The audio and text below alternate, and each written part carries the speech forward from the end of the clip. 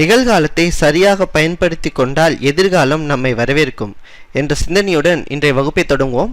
இது தமிழ் சமூகமும் பண்பாடும் cultural heritage of Tamil people group 1, group 2, group 2A மற்றும் BO எக்ஸாமுக்கான நோட்ஸ். இது என்ன அவ்வளோ இம்பார்ட்டன்ட் அப்படின்னா, ஏன்னா புதிதாக சேர்க்கப்பட்டுள்ள முக்கியமான தலைப்புனே இது சொல்லலாம். அதனால கண்டிப்பாக கான்சன்ட்ரேட் பண்ணுறது ரொம்ப இம்பார்ட்டன்ட். ஸோ நம்ம இப்போ கிளாஸ்க்குள்ளே போகலாம். இது பகுதி 5ல் முதல் 4 பகுதிகளை பார்த்துட்டு 5வது பகுதி பார்த்தீங்கன்னா தான் உங்களுக்கு ஓரளவுக்கு ஐடியாஸ் கிடைக்கும். ஸோ முதல் 4 பகுதிகளை பார்த்துருங்க. சங்ககால கைவினை மற்றும் தொழில் கூடங்கள் பற்றி நம்ம பார்க்க போறோம். கைவினை பொருட்கள் அப்படின்னு என்ன அர்த்தம்னா, பொம்மைகள், மரத்தினால் செய்யப்பட்ட பொம்மைகள் சொல்லலாம். தொழில் கூடங்கள் பார்த்தீங்கன்னா பொன், இரும்பு இந்த மாதிரியான உலோகங்களை கையாண்ட கூடங்களை தொழில் கூடங்கள்னு சொல்லலாம். இந்த கைவினை பொருட்கள் பார்த்தீங்கன்னா மரத்தாலான பொம்மைகள், சிப் வேலைப்பாடுகளுடைய பொம்மைகள் மற்றும் இந்த கோயிலெல்லாம் சிலைகள் செய்யப்பட்டுள்ள அந்த மாதிரியான எல்லா விடயங்களையும் சேர்ந்துதான் கைவினை என்று சொல்லப்படும். இது முக்கியமாக மிக நுண்ணிய வேலைப்பாடுடைய தொழில் பொருட்களை நகர வாழ்வியல முக்கியமாக அடையாளப்படுத்துகிறது. எப்படி நம்ம நகரத்தில் இருக்கும் வில்லேஜுக்கும் சிட்டிக்கும் என்ன வித்தியாசம்? இப்போ ஒரு பெரிய வித்தியாசம் கிடையாது. ஏன்னா குளோபலைசேஷன் ஆன பிறகு நகரங்களை காட்டிலும் கிராமங்களில் அதிக வசதிகள் வந்திருக்கு. ஆனால் இயற்கையோடு அமைந்த வாழ்வியலை தவிர நகரத்தில் என்ன இருக்கும், நல்ல நெருக்கமான கட்டமைப்போடு இருந்திருக்கும். எல்லா விடயங்களும் ஈஸியாக கை கட்டுற இடத்துல கிடைக்கக்கூடிய தன்மையுடையதாக இருக்கும். அதே மாதிரி ஆடம்பரத்துக்கும் அந்த காலத்தில் நகரத்தில் முக்கியத்துவம் கொடுக்கப்பட்டுள்ளது. அதனால் அந்த மாதிரியான வீட்டிலேயோ இல்லை கடைகளிலேயோ வணிக நிறுவனங்களிலோ என்ன இருந்திருக்கும், இந்த கைவினையை அழகான மரப்பொம்மைகளும் சிலைகளும் இந்த மாதிரியான விடயங்கள் அத்தனையுமே என்ன இருக்கும், உங்களுக்கு பயன்படுத்தப்பட்டிருக்கும். இதற்கு கண்டிப்பாக பல்வேறு தொழிலாளர்கள் இருந்திருக்கணும். ஸோ இந்த மாதிரியான ஒரு விடயத்தை பற்றி தான் நாம் என்ன பண்ண போகிறோம்னா இந்த கிளாஸில் கொஞ்சம் பார்க்க போகிறோம். முதல்ல தொழில் கூடங்கள்னா பானை செய்தல் ஒரு தொழில் கூடத்தில் செய்யக்கூடிய விஷயம்தான். ஏன்னா அது சில பொருட்களை பயன்படுத்தி செய்யப்படும் போதே அது தொழில் கூடங்கள் என்று அழைக்கப்படும். மட்கலங்கள் அப்படின்னு என்ன அர்த்தம்னா, இன்றைய மண்ணினால் செய்யப்பட்ட பாத்திரங்கள். இந்த மண்ணினால் செய்யப்பட்ட பாத்திரங்கள் பார்த்தீங்கன்னா எங்கே கிடைச்சது அப்படின்னா அதிகமாக பொருந்தல் அப்படிங்கிற இடத்துல கிடைச்சது. இது பலவித டிசைன்ஸ், அதாவது அலங்காரங்கள் செய்யப்பட்ட, எப்படி பாலிஷ் பண்ணப்பட்ட நல்ல வளவளப்பா செய்யப்பட்ட மண் பாண்டங்கள் அங்க கிடைச்சிருக்கு. ஸோ நம்ம அதை வைக்கிறது எப்படி, கீழே அதுக்கான குஷன், அதாவது அது வைக்கிறதுக்கு தேவையான இன்ஸ்ட்ருமெண்ட் ஆடாம இருக்கிறதுக்கு, அதெல்லாம் பார்த்தீங்கன்னா 2 கலர்கள் பார்த்தீங்கன்னா மேலே கருப்பு கீழே சிகப்பு, இந்த மாதிரியான தொழில்நுட்ப அறிவியலோட இந்த மட்கலங்களை தயார் பண்ணியிருக்காங்க. மேலும் மேலே நல்ல வளவளப்பா இருந்தாலும் மேலே என்ன பண்ணியிருக்காங்க, அலை போல தீட்டப்பட்டிருக்காங்க, வண்ணங்கள் தீட்டப்பட்ட ஒரு இது நமக்கு கிடைச்சிருக்கு. இது எங்க கிடைச்சது? பொருந்தல்ல. மக்கள் அன்றாட தேவைக்கு கண்டிப்பா மட்கலங்கள் தேவைப்பட்டது. ஏன்னா நம்ம இப்ப எவர்செல் குண்டா டம்ளாரு எல்லாம் பயன்படுத்துறோம். இந்த மாதிரியான பொருட்களுக்கு பதிலாக அவங்க மட்கலன்கள், அதாவது பானைகள், மண்ணிலால் செய்யப்பட்ட பொருட்களில் தான் எல்லா விடயங்களும் பயன்படுத்துகிறாங்க. இப்போ கூட கிராமத்தில் பார்க்கலாம், நிறைய பேர் பானையில் சமைப்பாங்க. இப்போ கூட ஃபேஷன் ஆயிடுச்சு சிட்டியில் பானையில் சமைக்கிறது, ஆனால் கொஞ்சம் வேகமாக வச்சா உடஞ்சிரும். பட் அந்த மாதிரியான மட்கலங்களுக்கு அதிகமான வரவேற்பு இருந்தது. ஏன்னா கொஞ்சம் வேகமாக வச்சு உடஞ்சிரும், வாங்கிட்டு வந்து பத்திரமா பார்த்து யூஸ் பண்ணணும். அதிகமாக ஒரு 3 மாதம் இல்லாட்டி 6 மாதம் யூஸ் பண்ணலாம். அதுக்கு மேலே என்ன ஆகாது, அந்த பானை தாங்காது உடஞ்சிரும். ஸோ ரிப்பீட்டடாக தேவைப்பட்டது. ஸோ அதை போய் வாங்கிட்டு வந்து அவங்க பயன்படுத்தியிருக்காங்க. முதல்ல கரிய நிறத்தவை, செந்நிற வண்ண வெள்ளைக்கோடுகளால் வரையப்பட்டவை, கருப்பு சிவப்பு நிறத்தவை போன்ற மட்கலன்கள் நமக்கு கிடைச்சிருக்கு. நிறைய கலர்கள்ல டிஃப்ரெண்ட் கலர்ல கிடைச்சிருக்கு. அதாவது சங்க காலத்துல இரும்பை கொண்டு கருவிகள் செய்வது முக்கிய தொழிலாக இருந்திருக்கிறது.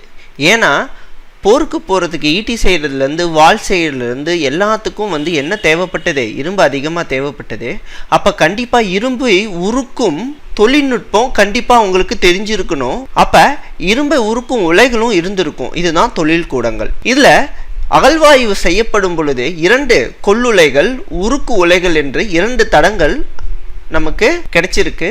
இது எங்கே கிடைச்சது அப்படின்னா கொடுமணல்லையும் குட்டூரிலும் கிடைச்சிருக்கு. அப்ப 2 ஊர்களில் இந்த இரும்பு உருக்கு உலைகள் வந்து அதிகமாக அந்த தொழில் கூடங்கள் அதிகமாக இருந்திருப்பதற்கான வாய்ப்புகள் இருந்திருக்கு. மற்றும் அங்குதான் உளு கருவிகள், வாள், ஈட்டி, கத்தி போன்ற படைக்கருவிகளும் தயாரிக்கப்பட்டிருக்கின்றன அப்படின்னு சங்க இலக்கியத்தில் கூட குறிக்கப்பட்டுள்ளது. தமிழகத்தில் கிமு 500ஆம் ஆண்டு அளவில் இரும்பு அறிமுகமாகி இருக்கலாம் அப்படின்னு நம்ம வரலாற்று அறிஞர்களுக்கு சொல்றாங்க. கொடுமணல், மேல் சிறுவாலூர், குட்டூர், அரிக்கமேடு போன்ற இடங்களில் நம்ம மேற்கொள்ளப்பட்ட தொல்லியல் ஆய்வுகளில் தமிழகத்து இரும்பு காலகட்டத்தை நாம் கணிக்க பயன்படுது. சங்க இலக்கியத்தில் தொல்லியல் வரலாற்று ஆய்வுகள் தமிழகத்தில் இரும்பு தொழில்துறை செழித்து ஓங்கியதற்கான மிக அதிகமான சான்றுகள் இருக்கு. ரோம் மற்றும் எகிப்து நாடுகளுக்கு இரும்பும் எஃகும் ஏற்றுமதி ஆனதும் இந்த பதிவுகளும் சங்க இலக்கியத்தில் இடம்பெற்றிருக்கு. பண்டைய ரோமானிய ஆவணங்கள் சங்க காலத்து தமிழகத்தின் சேர நாட்டிலிருந்து எஃகு இறக்குமதி செய்யப்பட்டதற்கான ஆவணங்கள் வந்து அவங்க வச்சிருக்காங்க. ஸோ பண்டைய ரோமானியர்கள், அந்த வணிகர்கள் வந்து நம்ம நாட்டோட, அதாவது இப்போ சேர துறைமுகத்துக்கு வந்து என்ன செஞ்சுருக்காங்க, வணிகம் செஞ்சுருக்காங்க. அந்த வணிகம் செய்யும் பொழுது இங்கேருந்து பெருமளவு எஃகு ஏற்றுமதி செஞ்சு அவங்க நாட்டுக்கு இறக்குமதி பண்ணதா அவங்களுடைய ஆவணங்களில் குறிக்கப்பட்டுள்ளது. நம்ம தமிழர்கள் தனிமங்களை பொன் அல்லது மாலை என்ற ஒரு சொற்களால் குறிச்சன. மெட்டல் என்ற ஆங்கில சொல்லுக்கு நேரான தமிழில் பொன் என்ற சொல் பயன்படுத்தப்பட்டது. தூண்டில் பொன் மீன் விழுங்கியற்று திருக்குறள்ல சொல்லியிருக்கு. அதிகாரம் வந்து சூது, குறள் எண் 931. அடுத்தது அறம் பொருத பொன் போல தேயும் என்ற குறள் உட்பகை என்ற தலைப்பின் கீழ் குறள் எண் 888. இங்க பொன் என்ற சொல் இரும்பை குறிப்பனவாம். ஏன்னா தூண்டில் பொன் மீன் விழுங்கியற்று, இங்க பொண்ணை வந்து என்ன சொல்லுங்க, இரும்புன்னு சொல்லலாம். அடுத்தது சுடச்சுடரும் பொன் போல் திருக்குறள்ல சொல்லப்பட்டிருக்கு. பொண்ணு இங்க வந்து தங்கத்தை குறிக்கிறது. இந்த மாதிரியான பொன் என்ற காமன் நேம், அதாவது மெட்டல்ஸ்க்கு, அதாவது இரும்புக்கு மட்டும் கிடையாது, தங்கத்துக்கும் என்ன செஞ்சிருக்காங்க, உங்களுக்கு இந்த காமன் நேம் வந்து என்ன பண்ணியிருக்காங்க, உங்களுக்கு இந்த பொண்ணுங்கிற வார்த்தை குறிச்சிருக்காங்க. பொன்னை உருக்கி நகை செய்யும் தொழிலாளர்கள் பொற்கொள்ளர், கம்மியர், தட்டார் என்று பெயர் பெற்றிருந்தனர். இந்த பொற்கொள்ளர்கள் இருந்ததற்கான சான்றுகள் பார்த்தீங்கன்னா கலித்தொகையில சொல்லியிருக்காங்க. இந்த பொன்னாலான அணிகலன்கள் செய்யக்கூடிய அந்த தொழில் செய்யக்கூடிய நபர்களை தான் நம்ம என்ன சொல்றோம்னா பொற்கொள்ளர், கம்மியர் மற்றும் தட்டார் என்று அழைக்கிறோம். மான உருக்கிய நன்பொன் மணியுரி அப்படின்னு சொல்லி கலித்தொகை 117வது பாடல்ல சொல்லப்பட்டிருக்கு. அப்படின்னா என்ன அப்படின்னா, பொன்னை நெருப்பினில் உருக்கி அதை மண் வைத்து வார்த்துன்றாங்க. அதாவது இது வந்து காஸ்டிங் டெக்னாலஜி, இப்ப பயன்படுத்தக்கூடிய காஸ்டிங் டெக்னாலஜியை அப்பவே பயன்படுத்தியிருக்காங்க அப்படிங்கிறதுக்கான ஒரு முக்கியமான சான்றா இந்த கலித்தொகை விளங்குது. அடுத்தது வெள்ளி உலோகத்திற்கு வெண்பொன் என்றும், செம்பு சிவப்பேரிய உலோகத்திற்கு செம்பு என்றும் பெயரிட்டிருக்காங்க. கருமையா இருக்கக்கூடிய அந்த இரும்புக்கு கரும்பொன் என்றும் பெயரிட்டிருக்காங்க. நமக்கு பொன் அப்படின்னா உலோகம் என்ற அர்த்தம். சோ கருப்பொன்னியல் பன்றி சீவக சிந்தாமணியில கூறப்பட்டுள்ள ஒரு வரியாகும். இங்க கரும்பொன் அப்படின்னா என்ன அர்த்தம்னா கருப்பா இருக்கக்கூடிய பொன், பொன் என்ற உலோகம் அது இரும்பா அழைக்கப்படுகிறது. அடுத்தது உலையினில் கரும்பொன் புகுந்து உம்மியோடு கரையுன்று சீரா புராணத்தில் சொல்லப்பட்டிருக்கு. இந்த கரும்பொன் மற்றும் இரும்பொன் இரண்டு பொருள்களிலும் வருது. கரும்பொன் மற்றும் இரும்பொன் இரண்டுக்கும் என்ன அர்த்தம்னா இரும்பை தான் சொல்லுது. இரும்பொன் வாகை பெருந்துறை செறிவில் அகநானூரில் குறிக்கப்பட்டுள்ள ஒரு வரியாகும். இது இரும்பொன் என்றால் இங்க இரும்பை மட்டுமே குறிக்கிறது. இரும்பொன் மலைவில்லா எரியம் பானானில் திரிந்த புறமூன்று செற்றான் உரைக்கோயில் சம்பந்தம் தேவாரத்துல உங்களுக்கு கொடுத்திருக்காங்க. இங்க இரு என்ற பொருள் என்னன்னா பெரிய என்ற பொருளில் வரும். நல்லியிரு முன்னீர் என்ற சொற்றொடருக்கு பெருங்கடலில் நடுப்பகுதியில் உள்ள இருங்கடல் என்றால் பெருங்கடல், இரும்பொன் என்றால் பெரிய பயன்பாடுடைய பொன் அப்படி என்று பொருள்படும். ஏன்னா அதிகமா பயன்படுத்தப்பட்ட இந்த ஈட்டி விவசாயத்துக்கு தேவைப்படக்கூடிய அந்த அதிகப்படியாக பயன்படுத்தப்பட்ட ஒரு உலோகம்னா இரும்பு. சோ அதிக அளவில் இந்தியாவில் பெரிய பயன்பாடு இருக்கிறது கூட இரும்பொன் என்று அழைச்சிருக்கலாம்னு சொல்லிட்டு வரலாற்று ஆசிரியர்கள் கருதுறாங்க. இதுதான் அந்த எப்படி பண்ணாங்க, இந்த இதுதான் வந்து உலை கொள்ளுலை. புல்லலை புற்றின் பல்கிளை சிதலை ஒருங்கு முயன்று எடுத்த நாணை வாய் நெடுங்கோடு இரும்பு ஊது குறுகின் இடந்து இறைத்தேரும் அகநானூர்ல கூறப்பட்டுள்ள ஒரு செயல். அந்த இரும்பு ஊது குறுகின், அதாவது இங்க வந்து இதனுடைய அர்த்தம், இதுக்கு என்ன சார் இது எதுக்கு சார் கொடுத்துருக்கீங்க அப்படின்னா, இரும்பு ஊது அதாவது ஊது உலை இருந்ததற்கான ஒரு முக்கிய சான்றா இந்த செயல் விளக்குது அப்படின்றதுக்காக தான். ஊதுலை என்றால் நீங்க இந்த இரும்படிக்கிற இடத்துல பார்த்திருப்பீங்க, ஒரு சைடு காத்தடிச்சுட்டே இருப்பாங்க. எதுக்காக? அப்பதான் ஹீட் அதிகமாகும் டக்குன்னு, அதுதான் ஊதுலை. சரிங்களா? இது ஸ்மெல்டிங் அப்படின்னு நம்ம இப்ப படிக்கக்கூடிய சென்னா குழி. இது எங்க கண்டுபிடிச்சிருக்காங்கன்னா, புதுக்கோட்டை மாவட்டத்துல பொற்பனை கோட்டை என்ற இடத்தில் செம்பாரா கற்படுகை அப்படின்ற இடத்துல குழி அமைப்புகள் நிறைய காணப்பட்டது. அதற்கு அவ்வூர்ல இருக்க அத்தனை பேரும் அதுக்கு என்ன பேர் சொல்றாங்கன்னா சென்னா குழி என்று அழைக்கிறார்கள். இது வந்து பழங்கால உருக்க ஆலையா கருதப்படுது. நம்ம பயன்படுத்தக்கூடிய செம்பு, பித்தளை, வெண்கலம், இதுக்கெல்லாம் பார்த்தீங்கன்னா ஒரு எந்தெந்த மெட்டல் உலோக கலவை பற்றிய செய்திகளும் நம்ம சங்க இலக்கியத்தில் இருக்கு. உலோக கலவைகள் அப்படின்னு என்னன்னு உங்களுக்கு தெரியும். ஒரு மெட்டல் இன்னொரு மெட்டலும் சேரும் பொழுது ஒரு புதிய பண்புடைய புதிய உலோகமா நமக்கு கிடைக்குது. இந்த விஷயத்த கரிநாயனார் அப்படிங்கிற அவர் இயற்றிய கணக்கதிகாரம் என்ற நூலில் இடம்பெற்றுள்ள ஒரு செயலை நம்ம பார்க்க போறோம். செம்பில் கலக்கத்தக்க உலோகங்களையும் கலப்பு விகிதங்களையும் இச்செயல் விளக்குகிறது. செம்பு தொழில்நுட்பம் பற்றி விளக்கும் செயல் இதான். எட்டடை செம்பில் இரண்டை ஈயமிடில் திட்டமாய் வெண்கலமாம் மாஞ்சு சேர்ந்துருக்கி லிட்டமிடன் ஓரேழு செம்பில் ஒரு மூன்று துத்தமிடில் பாரறிய பித்தளையாம் யார் அப்படின்னு சொல்லியிருக்காங்க. இதனுடைய அர்த்தம் என்னன்னா, 8 பழம் செம்பு ஆட் பண்ணணும், 2 பழம் ஈயம் ஆட் பண்ணணும். ஆட் பண்ணா நமக்கு வெண்கலம் கிடைக்கும். 7.5 பழம் வந்து செம்புல 3 பழம் துத்தநாகமிட்டா பித்தளை கிடைக்கும். பலம் அப்படின்னா பழந்தமிழ் எடையாகும். இது 40.8 கிராம்னு சொல்லப்படுது. இதுதான் புதுச்சேரியில கிடைத்த இரும்பு வாள்கள். மேலும் கல்லிலே சில அணிகலன்கள் செஞ்சிருக்காங்க. சங்க காலத்துல நிறைய அணிகலன்கள் மகளிர் பயன்படுத்தியிருக்காங்க. அதாவது எளிய மக்கள் இளந்தலைகளையும் பூக்களையும் சூடியிருக்காங்க. சுட்ட களிமண், உலோகம் ஆகியவற்றை அணிகலம் செய்திருந்தாங்க. பணக்காரங்க செல்வர்கள் பார்த்தீங்கன்னா செம்பு, தங்கம், வெள்ளி போன்ற உலோகங்கள்ல நகைகளை செஞ்சு நவமணிகளை பதித்து அவங்க யூஸ் பண்ணியிருக்காங்க. தங்க ஆபரணங்கள், தங்கத்தினால் ஆன அணிகலன்கள் சங்ககால மகளிர் பரவலா பயன்படுத்தியிருக்காங்க. இது எதுல இருந்து தயார் பண்ணாங்கன்னா ரோமானிய நாணயங்களை கொண்டு நகைகள் செய்யப்பட்டுள்ளன.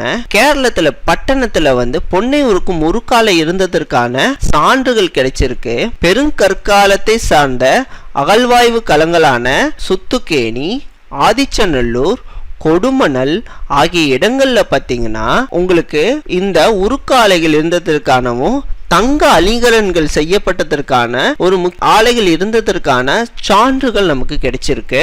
மேலும் அரிக்கமேடு, கீழடி, பட்டினம் போன்ற இடங்களிலும் தங்க அணிகலன்கள் நிறைய கிடைச்சிருக்கு. இதுலயும் இரும்பு உருக்காலை இருந்ததற்கான சான்றுகள் நமக்கு கிடைச்சிருக்கு. இதுதான் சங்க காலத்தை சேர்ந்த செம்மணிகள். பொறிப்பு வேலைப்பாடுடைய சங்ககால செம்மணிகள். இது தங்கத்தால் அணின அணிகள் பட்டணத்துல கிடைச்சது தங்க கோல அடி வடிவ நகை. பொருந்தல்ல கிடைச்ச தங்கத்தாலான தொங்கல் அணி.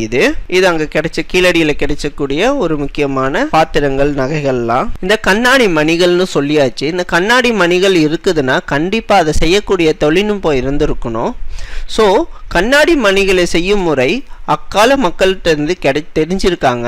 முக்கியமாக சிலிக்கா மற்றும் பிற பொருட்கள் ஊழையிலிட்டு என்ன செஞ்சிருக்காங்க, உருக்கி குழல்களாக்கி அப்புறம் வெட்டி அதை சிறுமணிகளாக நறுக்கியிருக்காங்க.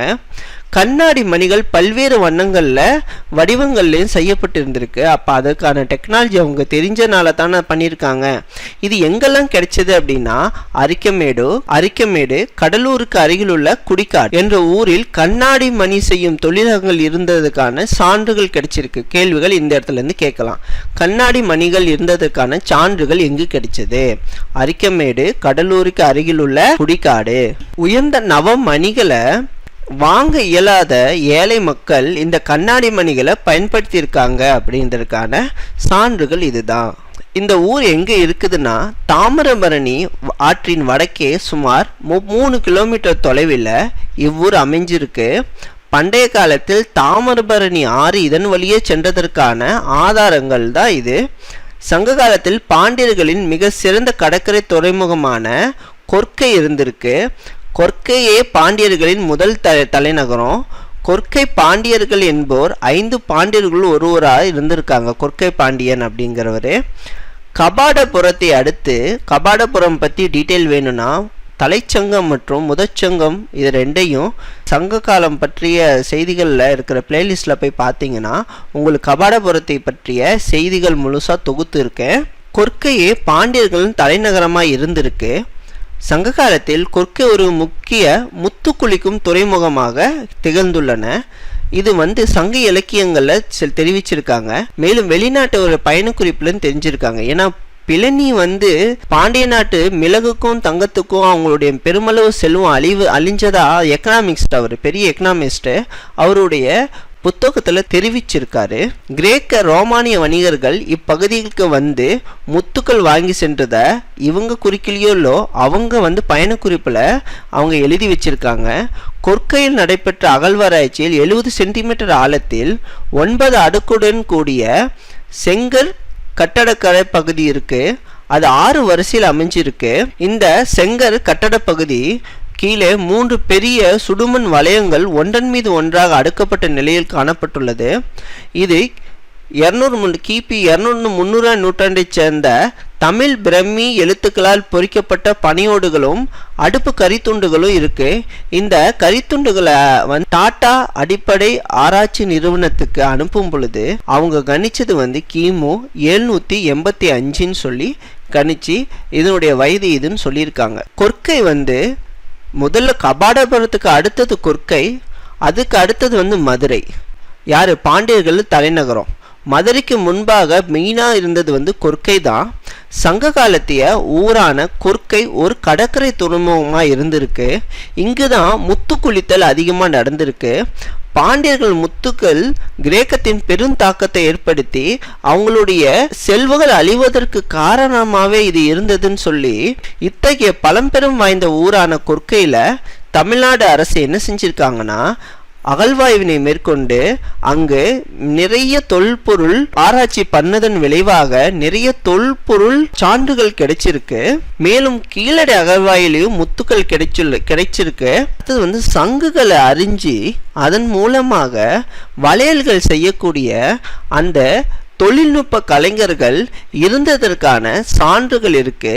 ஏன்னா பாம்பன் கடற்பகுதியில் கிடைக்கக்கூடிய சங்குகளை சேகரித்து அந்த கைவினை கலைஞர்கள் என்ன செய்கிறாங்கன்னா அதை அழகுற அறுத்து வளையல்களாகவும் ஆபரணங்களாகவும் செய்யக்கூடிய தொழில் நல்லா செலுத்தோங்கி இருந்திருக்கு.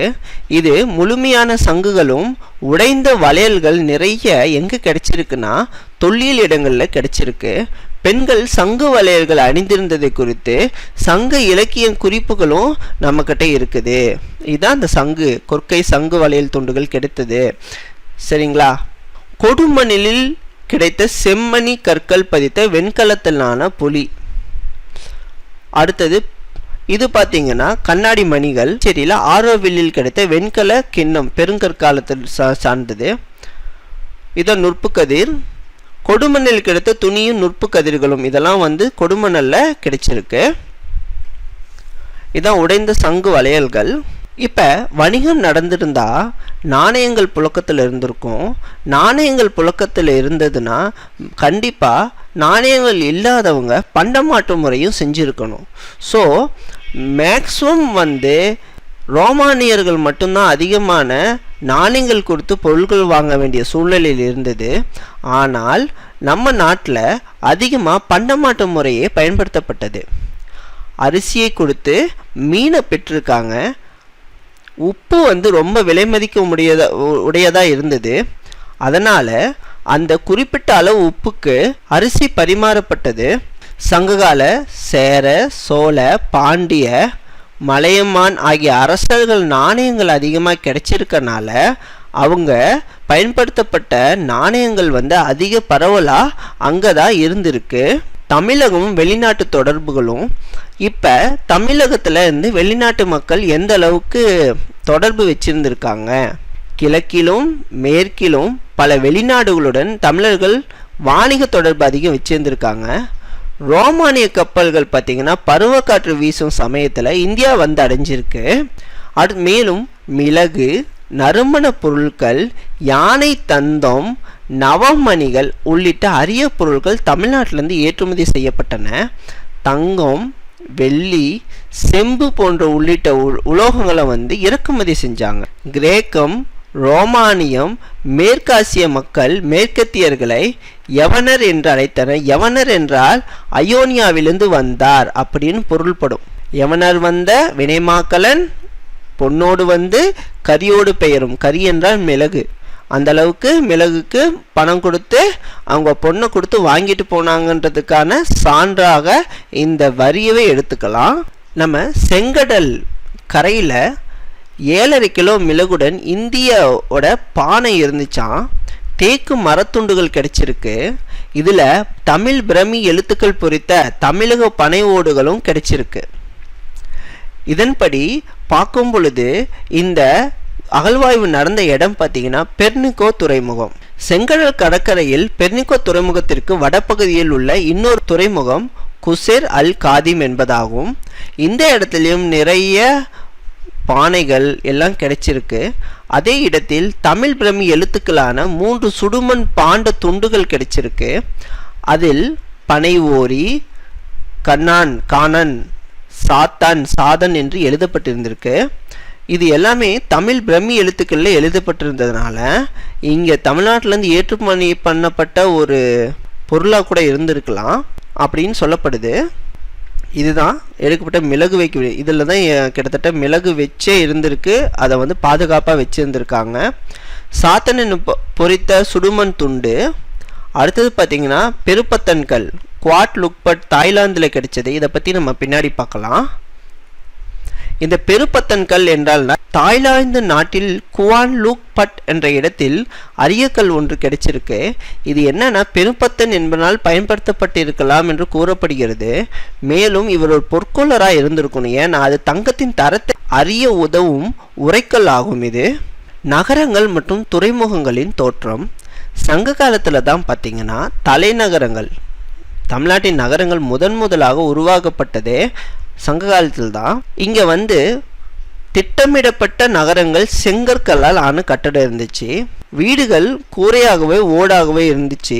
உரைக்கிணறுகள் இருந்தது. சேமிப்பு கிடங்குகள் இருந்தது. துறைமுக பட்டினங்கள் இருந்தது. கைவினை தொழில் மையங்கள் நிறையா இருந்தது. இப்படி நம்ம இங்கே பார்க்குறோம்ல அந்த டிசைன்ஸ் பண்ணுறது, அந்த ஆபரணங்கள். அப்போ நகரம்னா ஆடம்பரத்துக்கு மிகவும் பெயர் பெற்ற ஒரு பொருளாகவே அப்போவே இருந்திருக்கு. இந்த இடம் பார்த்தீங்கன்னா அரிக்கமேடு, காவிரி பூம்பட்டினம், அழகன்குளம், கொர்க்கை ஆகிய நகரங்களும் கேரளத்தில் பட்டணம் என்ற நகரும் துறைமுகம் இருந்ததுக்கான ஒரு சான்றுகள் கொடுத்துருக்காங்க. அது இல்லாமல் காஞ்சிபுரம், உறையூர், கரூர், மதுரை, கொடிமணல் ஆகிய இடங்களில் பார்த்தீங்கன்னா உள்நாட்டு வணிக மையங்கள் இருந்திருக்கு. இந்த இடம் தான் என்ன பண்ணாங்கன்னா சிற்றூர்களில் தயாராகிற அத்தனை பொருள்களும் எங்கே வந்திருக்கு, உங்களுக்கு இங்கேருந்து தான் டிஸ்ட்ரிபியூட் ஆகிருக்கு. இம்மையங்களில் பல வகைப்பட்ட பொருட்களும் பண்டங்களும் உற்பத்தி செய்யப்பட்டு பல்வேறு பகுதிகளுக்கு ஏற்றுமதி செய்யப்பட்டன. அடுத்த நகர் மையம். திட்டமிடப்பட்ட வடிவமைப்பும் செங்கல் கட்டுமானங்களும் கொண்ட பகுதி தான் நகர் மையம் என்று அழைக்கப்படும். வேளாண்மை, கால்நடை வளர்ப்பு அல்லாத ஏனைய தொழில்கள் ஈடுபடுகின்ற மக்கள் அவ்விடங்கள் பெருமளவில் வாழ்வார்கள். இந்த வேளாண்மையும் கால்நடை வளர்ப்பும் பார்த்திங்கன்னா எங்கே இருக்கும்னா கிராமத்தில், வில்லேஜஸில் இருக்கும். அப்போ கூட நகரங்களில் கிடையாது. நகரங்களில் பற்பல உற்பத்தி பணிகள் மட்டுமே நடைபெற்றிருக்கு. எண்ணிக்கையில் குறைவாக இருந்தாலும் இந்த நகரங்கள் அளவில் பெரியவை. அதை தவிர நிறைய சிற்றூர்கள் இருந்திருக்கு.